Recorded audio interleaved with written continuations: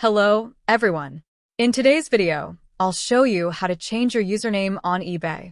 If you're looking to update your eBay username, this step-by-step guide will walk you through the process.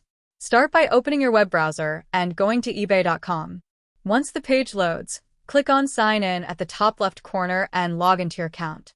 After signing in, click on your name or profile icon and select Account Settings.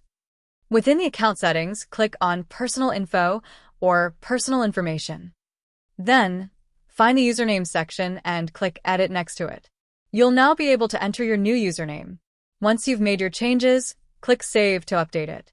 The process is very simple and straightforward. During this recording, I initially entered the wrong password, so I had to sign in again. But as you can see, the username has now been successfully changed on my account. If you found this video helpful, don't forget to hit the like button and subscribe for more easy tech tutorials.